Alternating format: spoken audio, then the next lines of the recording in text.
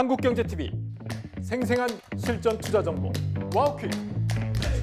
월 5,000원 커피값으로 투자 정보가 내 손 안에 배달됩니다. 와우킥 N에서 만나요.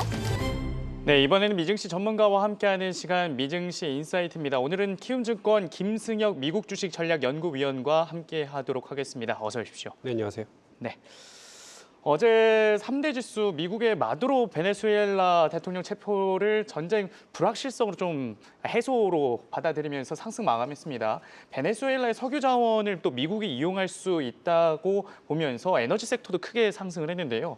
어제 장 마감 상황과 오늘 개장 상황 어떻게 보십니까? 네, 어제 장 상황 같은 경우, 지금 현재 상황 같은 경우에도 크게 나쁘지 않다. 연초 들어서 기관들의 포트폴리오 재설계 물량들이 점차 들어오고 있다라고 보여주고 있고요.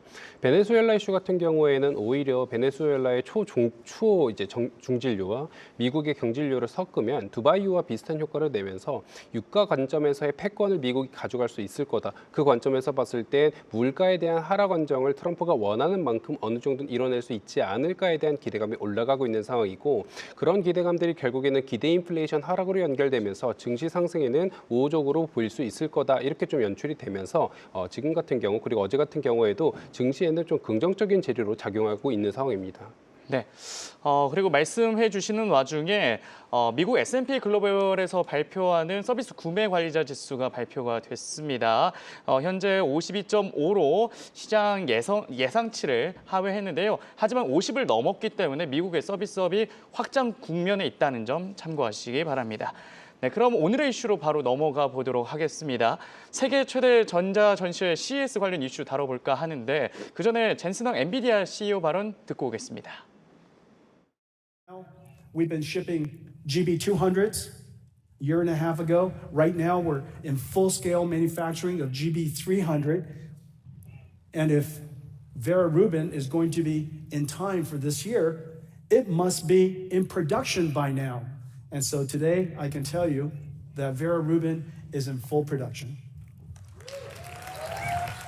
Today, we're announcing Alpamayo, the world's first thinking, reasoning, autonomous vehicle AI.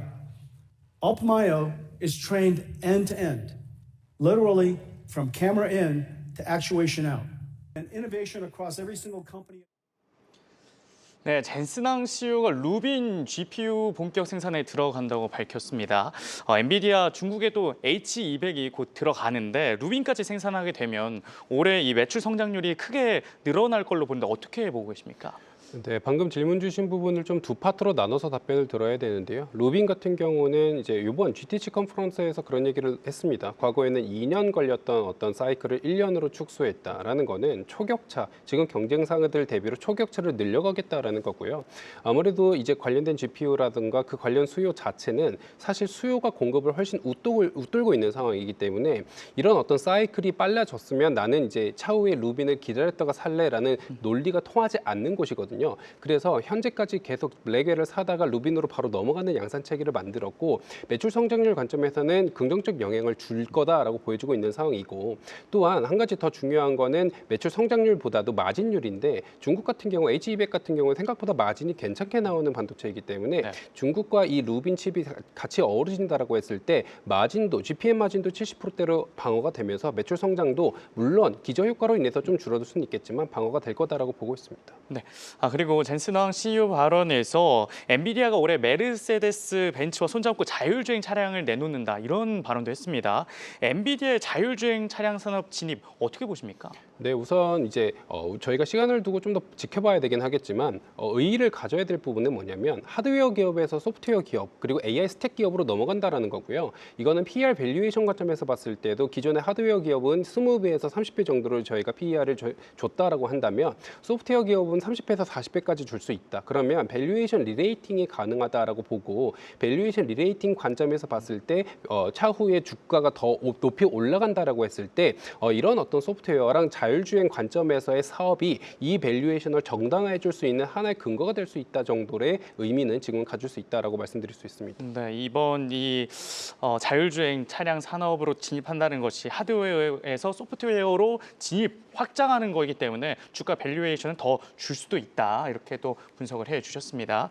한편 AMD는 이 CES 개막 전에 차세대 AI 가속기인 헬리오스를 선보였습니다. 엔비디아에 대항하는 차세대 칩이 72개 정도 들어간다고 하는데 AMD 엔비디아의 사실 대항마까지는 아니더라도 시장 점유율은 어느 정도 가져올 수 있지 않을까요? 네, 우선 아까 말씀드렸듯 공급보다 수요가 훨씬 우위를 보이고 있는 시장이기 때문에 그 틈새 시장은 분명히 있을 수 있습니다.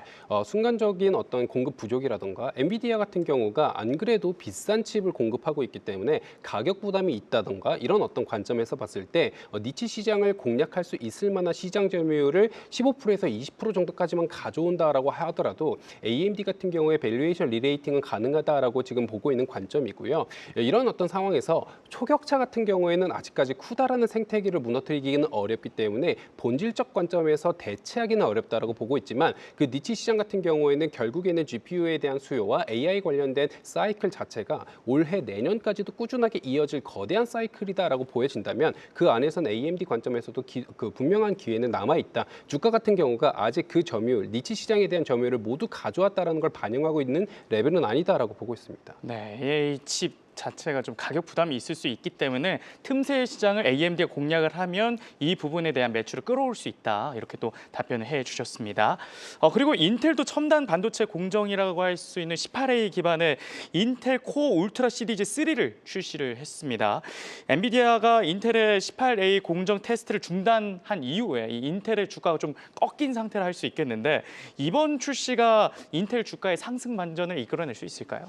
아직은 시간이 좀 더 필요하다라고 봅니다. 인텔 코어 울트라 3 같은 경우에는 결국에는 CPU입니다. 인텔한테 좀 더 필요한 거는 얘네들이 잘하고 있는 CPU를 얼만큼 더 잘 만들었어라기보다는 결국에는 외의 이제 본인 자체적인 수급 외의 새로운 메타라던가 그 고객사들에 대한 어떤 수주가 얼만큼 들어오느냐가 훨씬 중요하거든요. 그 관점에서 CPU 사업이 아니라 파운드리 사업 쪽으로 그래서 내가 위탁 생산을 TSMC에게 맡기는 게 아니라 인텔에게 맡길 만큼 의 기술력이 올라와야 되는데 이 소식만으로는 그냥 잘했던 거 여전히 조금 더 잘했다 정도여서 네. 추가적인 하락 정도를 방어하는 어떤 그런 재료지 본질적인 상승을 이끌기는 어렵다라고 보여지고 있는 상황이고요. 더 나아가서 아까 말씀드렸듯 파운드리 사업으로 나아가야 되는데 엔비디아가 테스트를 중단했다라는 거는 이 관점에서의 기술력적 의문이 여전히 남아있다라고 저희가 보여주고 있는 상황입니다. 그렇게 본다면 인텔 같은 경우에는 정부의 지원에 따라서 꾸준하게 자체적인 공급망, 자체적인 파운드리를 가지기 위한 많은 지원을 받고 있지만